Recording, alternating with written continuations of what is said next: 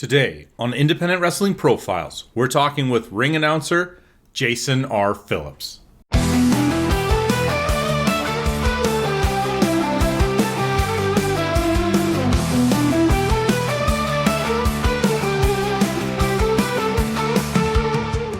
Because I think you posted. You're at like 10 years now. I'm at Or no, you so didn't post. You messaged me. You messaged me that it was coming up to 10 years. I did do a post. Okay, so let me just say this. Superkicked had their 10th anniversary show. I don't know when this is going to go up, but for the recording date, it's the 15th. When they had it on the 13th.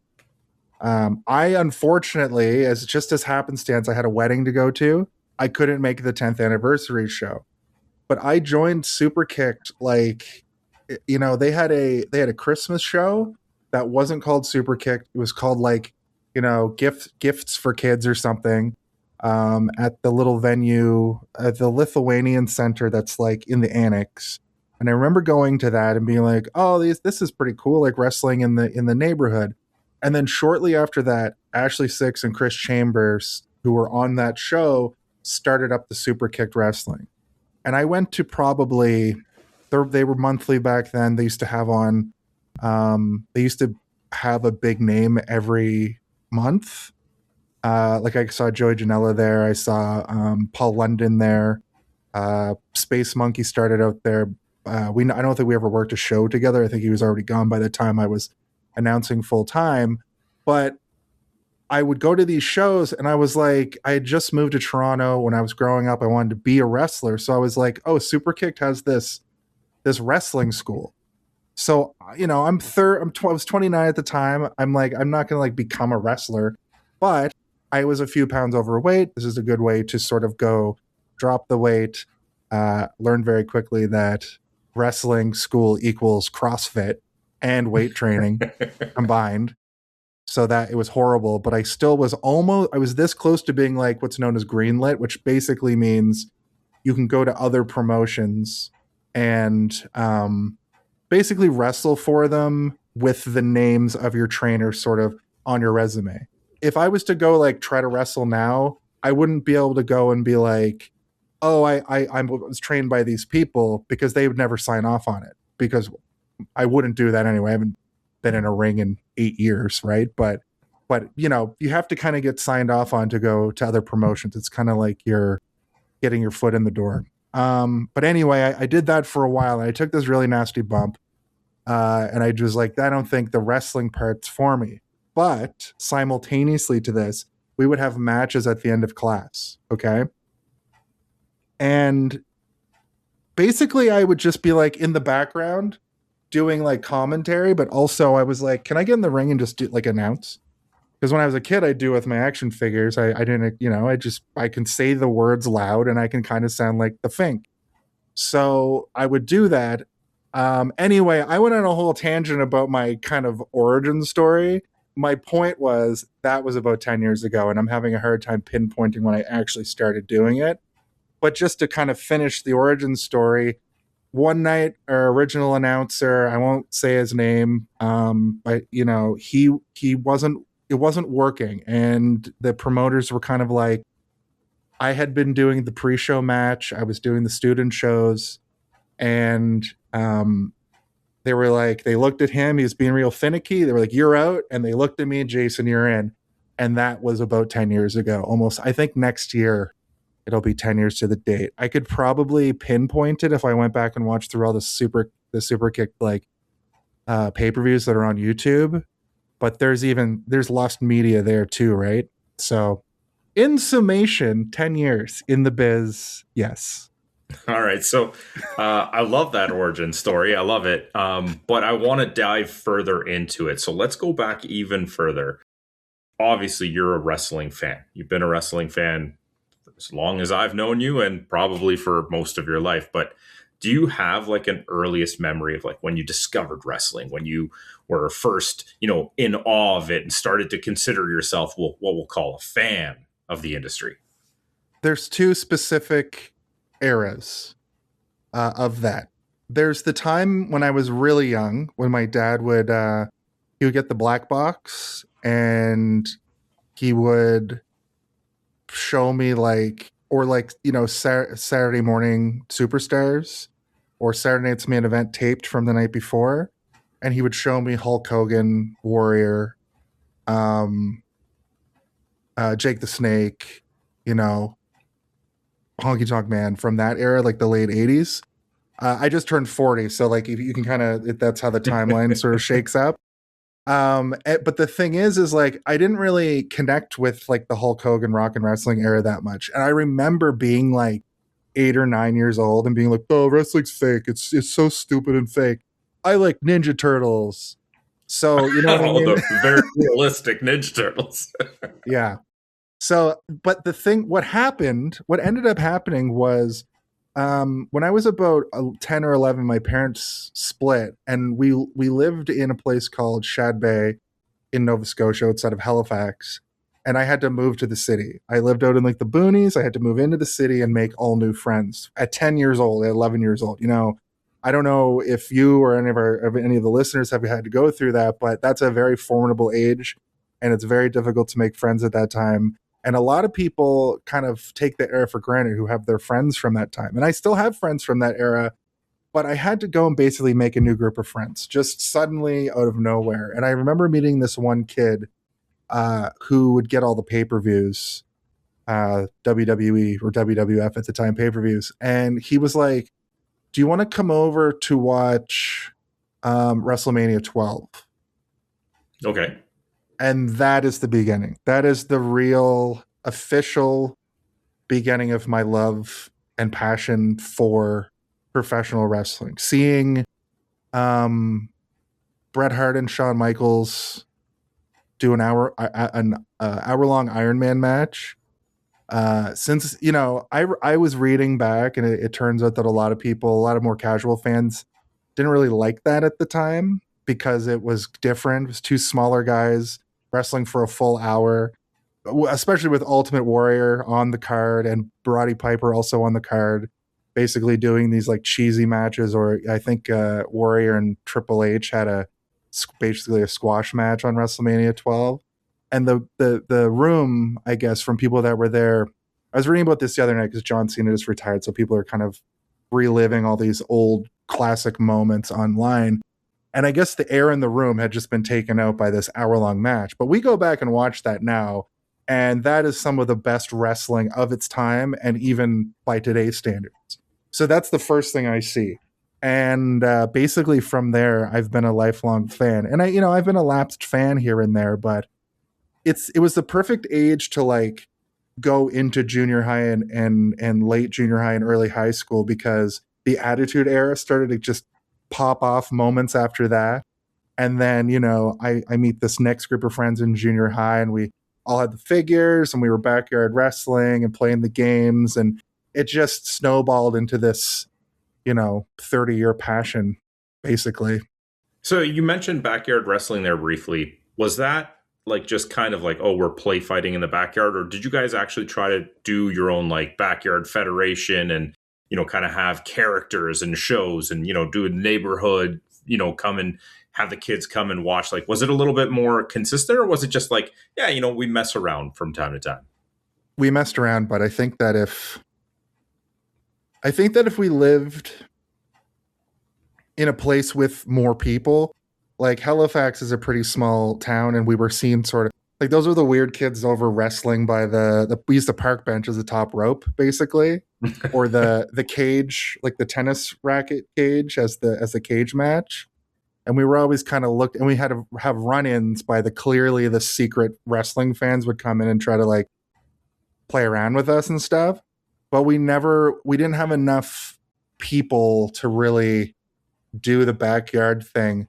But I remember, big groups of kids gathering around us to have matches thinking it was like a real fight. Or one time me and my friend were having a world title match. And this mom came rushing out of her house. She thought we were really fighting, basically like pulled us apart. And we had to be like, no, this is 90% choreographed.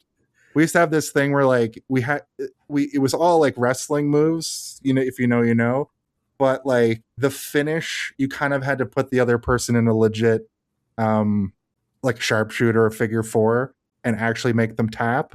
But it wasn't like we weren't fighting each other to get there. You just sort of had to end the match that way, if that makes sense. Yeah, yeah. So was that the entirety of the involvement that you had in wrestling before this training began? Because you said you had kind of ebbed and flowed with your fandom, but outside of backyard wrestling or whatever the equivalent to this was, like, did you have any other involvement outside of just spectating? No, because it didn't exist in Halifax. In fact, it didn't exist in Halifax until I moved here, and Twin City Wrestling, I think they're called, started a wrestling school. So my buddy Jake was still back home, and he went to wrestling school at the same time as me. And at 31 years old, we're both going, can you believe that we're both in wrestling school now? If they had had this when we were 18, we would probably both be at least veteran indie wrestlers. Mm-hmm. So it's unfortunate that we didn't have those opportunities, but it was one of those things. When I moved to Toronto, the first thing I looked for was a wrestling school. And then I was telling, like, you know, my cousin and my dad, like, I'm going to go to wrestling school. And they're like, no, you're not. You're 30. What are you talking about? And then I did it. I got to have technically one match thing that my dad got to see. And then I was like, well, I'm out. But I'm this announcer now. I'm doing the announcing thing. So I got to just continue on with it, right? I'm curious. You had mentioned the wrestling school almost as if it was like, you know, to stay in shape, you know, to kind of get some exercise. But there was an intent when you started to pursue the course of being this indie wrestler. Like it wasn't just, or was that something you were just telling yourself at the time? I think it was a combination of telling myself I wanted to get in shape, telling myself I'd have a match or two. But the thing about wrestling and wrestling promoters and wrestling trainers and other wrestlers is they don't really, this is a little inside baseball. I hope this doesn't get me in trouble, but they don't like people who see wrestling as a hobby. They don't like it when somebody comes in with no intention to go as far as they can with it. I've always said it's kind of like when you go into wrestling school or into wrestling in general, they want you to run away and join the circus. You have to be so all in, or else it's disrespectful to the biz. And I never really bought into that because I'm kind of like, I was part of even a newer school class of wrestler where all of those sort of old school traditions and tropes have already started to fall by the wayside at that point. The locker rooms now look completely different. Like, obviously, if a legend walks into the locker room, everybody's going to shake their hand and or it's seen as disrespect. But the people that I went to school with, most of the time you don't go and enter the room and shake everybody's hand anymore. That's kind of an old school sort of way to look at it. So that's just an example of one of these old school traditions. So I luckily work with a great group of people and I'm allowed to do it as more of a hobby, but I take it very seriously and I know that it's a privilege to be in this position. I've seen a lot of people come and go. I've seen a lot of people try, fail, and, you know, try to make it a hobby. Like the wrestling part of wrestling, I don't think you can really make it a hobby. As far as you still, even to get in a ring on a monthly basis, you still have to go to the gym a few times a week. So you always have to have it in your head. I see the sloppiest wrestlers on TikTok and Instagram and in these companies that are supposed to be like they're putting on shows for people. They happen in Toronto too. People get hurt all the time, and that's the whole thing. Like you have to know how to pick somebody up. You have to know how to like catch somebody out of the air. You have to know how to like lift yourself up when somebody's picking you up. And if you can't do that, you have no business anywhere near a ring. And I think that's where it stems from with the promoters and the trainers not wanting these people to come in and be, you know, part-time or not take it seriously because it's literally a dance where you have somebody else's life in your hands. It's like figure skating in a lot of ways. If you have to be able to throw another human being up in the air and catch them, you can't just like half-ass it or half-time it, right? So when I switched over to just the announcing part, like I said, it's a privilege to be able to do it. but I don't like, if I have a date booked, I'm never going to be like, I can't make it. I'm locked in. It's, I'm going to do the thing. I'm going to go there and I'm going to put my 100% into it. And I have a database of all the wrestlers I've ever worked with in my phone, so I don't have to go around and ask grown men their weight every month. you know, how much do you weigh, man? He's like, I've told you this 4 times. I don't know why you keep asking me how much I weigh, but yeah. So I'm actually curious about that. Like when you are doing the announcing, things like the weight, I've seen some performers, not to name names, where based on the company they're working for, if they're a face or a heel, they're from a different location. Like, oh, I'm a heel, so I'm from the States in this promotion type thing. When you are doing a show, does somebody provide you that information, or do you have to go and source it yourself from all of the performers? So if it's somebody new, what happens sometimes is like somebody that's like pretty well known will come in and they'll have their own thing that they want said that's different than, like, if they're from TNA or WWE or NXT and they come in, sometimes they can't use their name. Like I had Al Snow wrestle a match at Superkicked and I had to be like, can I call you Al Snow? And he was like, of course. And then I was like, are you still from where you were from in WWE? And he was like, yeah, Battle Creek, Michigan, I think it is. And then I was like, how much do you weigh? And I'm looking at a piece of paper that has his build weight, but he's like, I weigh 1 pound more than whoever I'm wrestling, So that's a funny little thing that he does. But then Santino Marella came in, and I had to be like, am I allowed to call you Santino? And he was like, thank you for asking, because you are allowed to, but I'm glad you asked because sometimes you're not allowed to. Right? I'm pretty sure. So we had Tommy End, who's now Aleister Black, or what I can't remember what his name was in AEW now. Malachi Black. Malachi Blacks, thank you. But I wouldn't be able to call him Aleister Black if he left WWE and came and did another match at Superkicked, right? He would be Tommy End again. So as far as that goes, then you have to kind of adhere to some rules. With other wrestlers, it does depend. They have gimmicks in every company. Like Psycho Mike's gimmick he's Psycho Mike, but sometimes he's a serious heel, and sometimes he's a comedy babyface, and he's mostly a comedy babyface in Superkick. So he usually says, make up whatever you want, just be funny, or he's a guy that I'll talk to beforehand and come up with some bit. Some people are just like, I don't even know what I'm working tonight, and then minutes before to be like, I'm working heel, so I'm from the opposite of Toronto. I'm from Brampton tonight, or whatever. Mm-hmm. So it varies, but I do have there are Superkick mainstays who are always there, like Tarek. I don't think his announce has changed since I met the guy, face or heel, right? So yeah, I mean, it's very interesting to me because you would think that, like, yes, there is like a set one, but it feels like it's a little bit more dynamic, and you got to be on your toes and asking the people that are coming in and changing on the fly almost. So that's actually pretty curious.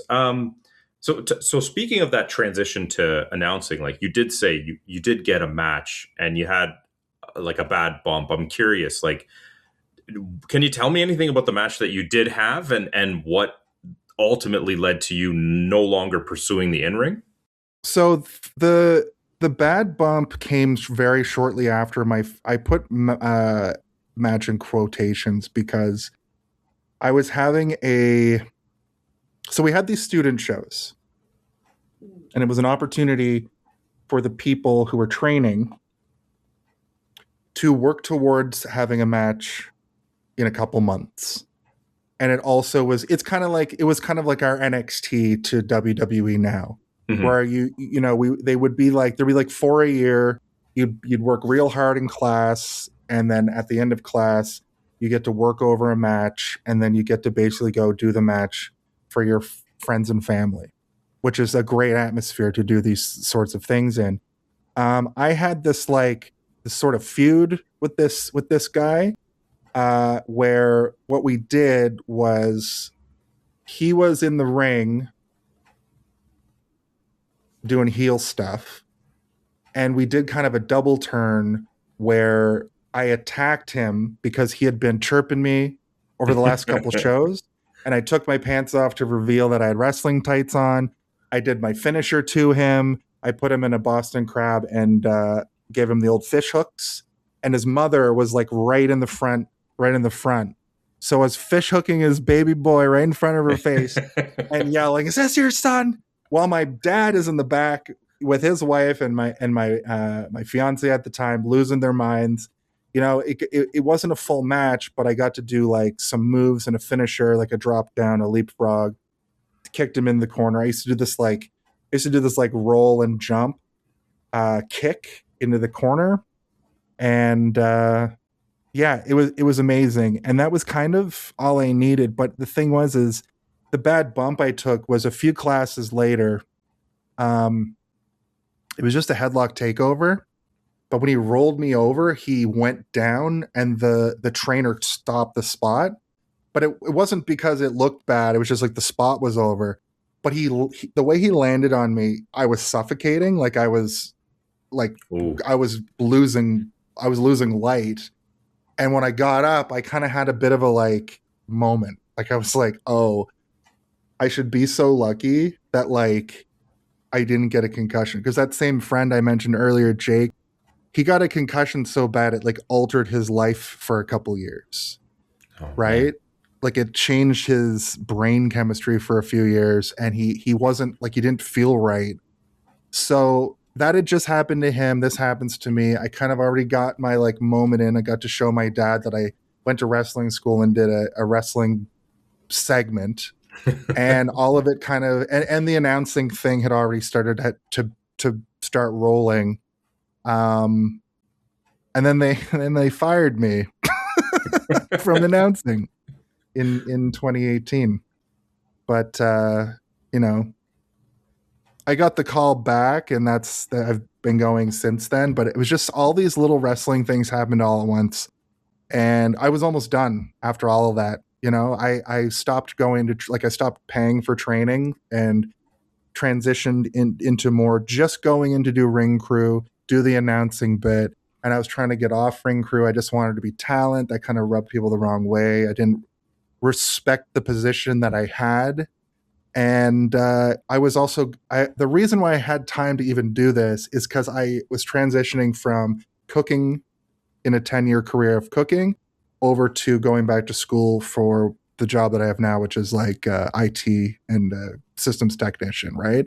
So I had all this stuff. I was trying all these other jobs during that time. And I really just I wanted to run away and join the circus, if I'm being honest. But once it was time to, you know, find a real job with this piece of paper that I just earned from going to school for 3 years, it was like, okay. So it was kind of the perfect storm. So not to take the shine away from you, but was there anybody in that class when you were actually doing the training that like right from day one you thought, man, they have it and they're going to be someone? I trained with Jody Threat. Wow. I remember driving around on show days with Jody Threat trying to find just bullshit that we needed, like tape to put up the signs, handing out flyers on the side of the road, and being like, she's so good. Like, she's got that thing. And I've just watched her skyrocket. Like, she's on TNA and has been on TNA. Like, she's like so close to just like with the TNA NXT sort of partnership right now. The natural next step is for her to do some stuff on NXT, get noticed, have a brush in the ring with, you know, Thea Hale or somebody, and then, you know, off to the races. But people that are around now, like Jesse V was kind of just starting up when I was sort of transitioning out. Anton, the White Russian, who kind of has been around coming and going. He actually replaced me as an announcer at the 10th anniversary show. Heard he did a very good job. I know that he did a good job because I taught him how to do it. There was a time when we were sort of co-hosting shows. I would do like the title matches and he would do like the lower mid-card stuff. The first person I ever locked up with was Space Monkey. I don't know if you remember Space Monkey. Oh, I do. He's over in a rival company. I don't know if I'm allowed to say his name, brother. The fraternity, Channing Decker and the other guy from Greektown. Can't remember his name right now. I'm spacing. But those guys would come and, do kind of seminary, kind of like they had trained and went through the system before. So they'd come back and train with us. Yeah, they're like all kinds of people from the local indies have come through Super Kicked.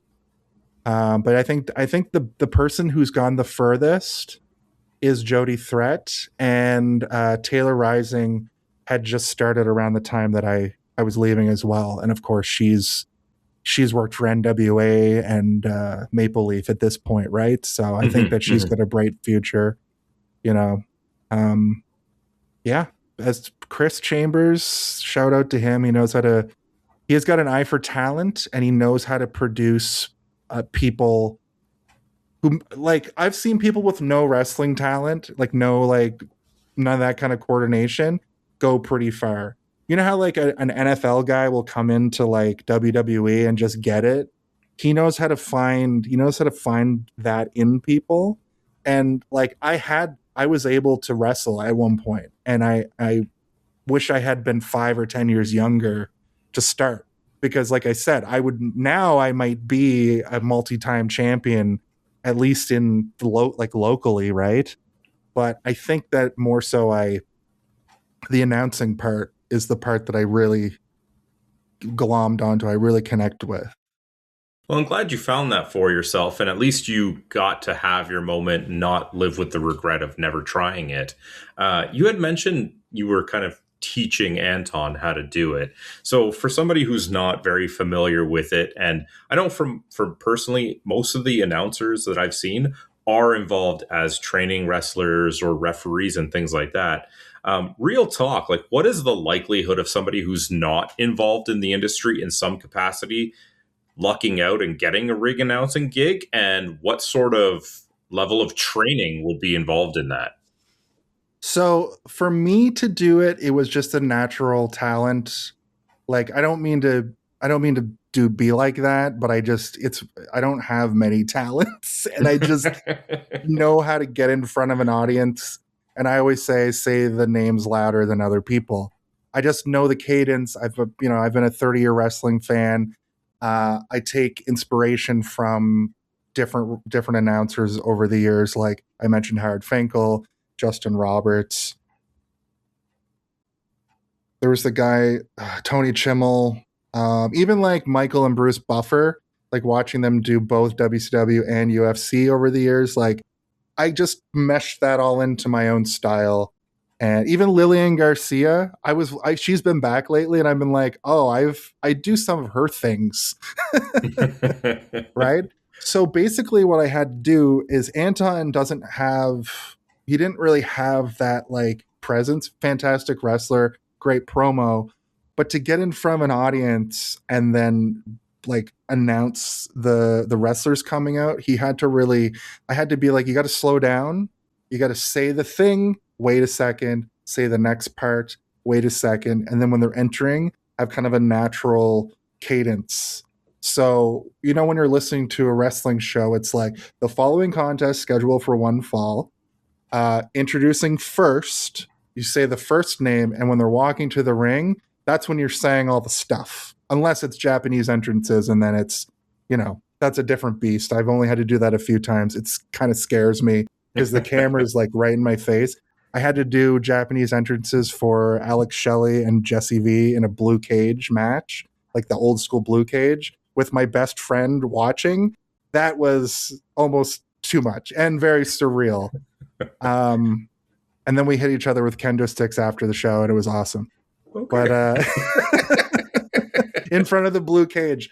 But I just had to sort of break down, like I've tried to train other people on this, and they couldn't figure it out. They wanted me to write out like a script.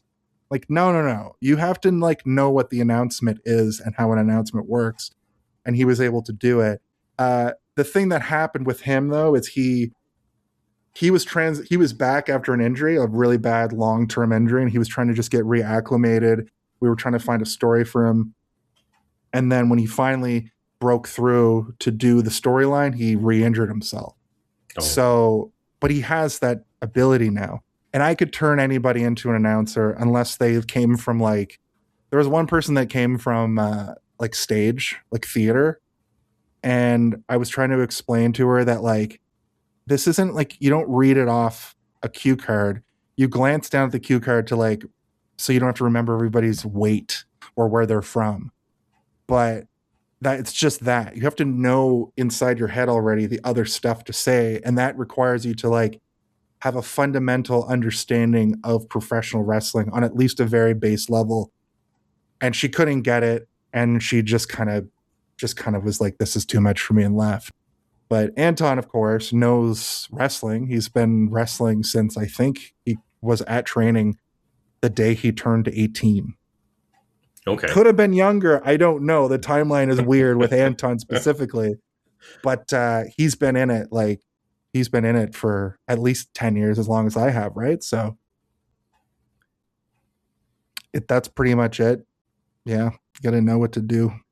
So you had used the word surreal when you were talking about hitting your friend with a kendo stick, which is an interesting choice for word. But I do want to ask, like, you know, in my eyes, ring announcer has one of the best seats in the house for so many shows, and I'm sure so many matches over the almost 10 years or 10 years. I'm not quite clear on the timeline, but around there. What are some of the most like surreal moments, maybe even some of the first times where you were just like, man, I can't believe I'm in the locker room with this person, or I can't believe that I am saying this person's name coming out to the ring? There's probably many, but are there a few that really stand out that come to mind? I think when I was just doing the pre-show, working on the same shows as like Moose right before he popped off was awesome. And Sonata from New Japan, who has gone on to be the champ now, but back then he was just working through, like, he was over here on one of those like excursions. I think he was mostly with TNA, or maybe even like the New Japan ROH partnership that they had back then. But those were pretty surreal to be in the same like locker room as. But I've worked on shows where I got to announce Al Snow to the ring, Santino Morello to the ring, like I said. Ace Steel has come through. I got to announce Tommy N's final Canadian date before he went to NXT. I got to announce Abyss in one of his final matches ever in a chain rope match for Super Kicked. Those are some of the biggest ones, I would say. It's been like, I think I've forgotten more than I've learned. What's the saying? I've been doing this for so long now, and I know it's only one show a month, but you know, the amount of shows I've done at this point, it's around 100, right? So that's wild to me that I've had the opportunity to work with. Just Tom Billington came through a few months ago, the son of the Dynamite Kid, which was a really weird one because I expect him to just be, I don't know, I didn't know what to expect from him, and he was just so normal. And I'm like, oh yeah, he's just like, you know, a millennial, just a normal guy. Quiet intensity is what I'll say about him. You know, Alex Shelley worked 4 or 5 shows in a row, got to hang around with him a bunch. And, you know, just being around when wrestlers are picking other wrestlers' brains is really interesting to see. So I got to like, Al Snow is the only one that I actually like marked out over. Like, you're not really, there's kind of an unwritten rule that you don't go up and like fangirl over wrestlers in the locker room because you're working in the same show. You're at nobody's above anybody else. You're kind of all creating the show, right? But with Al Snow, he's from such a pivotal time in my wrestling history that I had to go and be like, you know, me and my dad would watch your matches every pay-per-view and collect your action figures and quote you to each other. And if I could just get a picture to show my dad, could I? And he was like, yeah, of course. What are you talking about? And I was like, well, I know I'm not supposed to, as the announcer, come up to you, a legend. He's like, legend? No. I was like, yeah, you're a legend, man. You humble son of a bitch. Excuse my language. So I got a photo with him, and my dad was like elated by that because, you know, when you're a diehard wrestling fan, and I actually saw CM Punk talking about this with referring to like John Cena and John Cena retiring this week. Like, when you're a diehard wrestling fan for this long, you kind of get behind the guys who are the underdogs. And because John Cena was this god, Punk was always going to be the underdog while wrestling him. So he was propelled a lot by fans wanting an alternative to John Cena.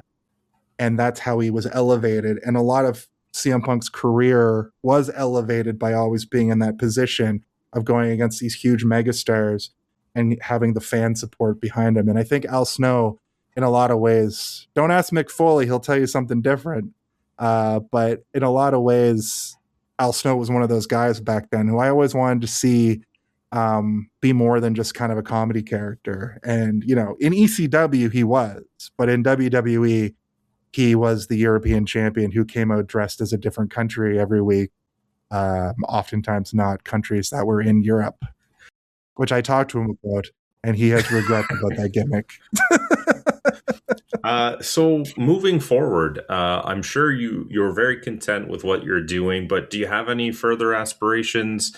Have you thought of branching out into maybe some more backstage roles, refereeing, maybe even some storylines if you're capable of taking a bump or giving, you know, a move here where, you know, sometimes you get these storylines where an announcer will be involved. Like, do you have any desires for your career moving forward, even just for you know, fun one-offs? I do. And I get to do little things like Jake Something pushed me over one time really hard. I'm sure to him it wasn't very hard. No, and after anyway, I won't you know, break the illusion. But anyway, he pushed me really hard. Ethan Page, when he was with that Chicago company, I think Progress. There we had like a student show that was a crossover with this company, and he was the champion at the time. And the storyline of the show was like I was fixing the matches because it was supposed to be one person from our side, one person from their side. And then at the end of the night, he just beat the shit out of me. So and I have a thing going with Johnny the One, who's like one of our managers. He manages like a faction. He pushes me around every time, you know, we have a little thing. So if I ever needed to, I think I could take a bump. I've been in a couple of Royal Rumbles as like a surprise entrant, you know, I can still do that. I can still go over the ropes and stuff. So I aspire to have one major storyline at some point, but where we have a monthly show. It's not always top of mind because, you know, if I get my ass kicked in like the third match of the night, I basically can't just come back out and be like, hey guys, so I got my ass kicked. I'm back though. It has to be kind of like at the end of the night. And then the rules of wrestling sort of dictate that I have to get my revenge. So then I have to have some form of match. So that would require me going and like training. So it would have to be like, it would have to be necessary and make sense and called for. It wouldn't be able to be just, I can't go up to the top brass and be like, put me in, man. I'm going to have a storyline now. It's kind of has to like make sense. Right. So Super Kick does monthly shows, but if I wanted to hear your wonderful voice on a weekly basis, where could I tune in? Oh, like what? But the weekly podcast that I do each and every week on all social media, where you can find me and my co-host Stephen Bobo Blackfly Waters. My name, of course, is Jason R Phillips, and we do a little show called "Hey, did you see this one?" Yeah, that couldn't have been what I was referring to. Tell me a little bit about your podcast. Like I said, we're your podcast and my podcast are intrinsically linked in such a bizarre way, because it seems like you guys started yours, and then moments later I was like, I do a movie podcast too. But they were separate ideas that just happened to start at the same time. And I think it was I think it was mostly like COVID based. At least mine sort of popped off during COVID. I think you guys had started while I was still doing the other show that I was doing. But anyway, at the end of the day, it's a longer form podcast where we take as much time as necessary to take a movie and completely talk about every single element about it. And the shows go long, but we also do it on Twitch. So it's like it's a long form Twitch show where people come into the chat and we kind of talk to chat and we go through the movie scene by scene. And we have other segments, like we do a whole segment about our history with the movie. We talk about the production of the film. We have a whole ending segment where we sort of run down our final thoughts, even after talking about the movie for that whole time. So it does run long, but that's the format. So get used to it. And people like it. The people that listen, they're around every week, and it's a great outlet. Obviously, I like to talk. And you guys always have guests on. I know recently you guys had Stratosphere on there. So if there's some people, there's even wrestling related guests from time to time too. Yeah, Stratosphere was on, and also Slam Campbell from Super Kicked as well, who's an old friend of mine, and trained with him as well a while back. There's a bunch of people that are like on the main card now or have transitioned on to either Greektown or other local companies that were just starting as I was leaving. So I feel like an OG. I feel like a Super Kicked original almost. Well, Jason, I want to thank you so much for your time. Before we sign out, can you just let everybody know who you are and plug all of your social media so we can follow you? My name is Jason R Phillips. You can find me on you can like as at Hey Did You See This One on most social medias, like on YouTube, Twitch, Instagram, TikTok. You can also find me at SpiderHero9000 on Instagram for my personal movie reviews. And, I like to meme it up in the stories. I like to put memes in the stories, and people seem to like that. And also at Important Influencer on TikTok. Our show goes live on Twitch every Thursday at 8 p.m. We usually broadcast to Facebook, Twitch, and YouTube. And then the show goes up on demand over the following weekend. So it's pretty easy to find, and it's available as soon as it's finished, basically. So wonderful. Thank you so much for your time, man. I had a blast chatting with you. Yeah, thank you so much, Sandro. Appreciate your time too. Thank you for tuning in to Independent Wrestling Profiles. Please help out the show if you can with a like, subscription, or review. We'll see you next time.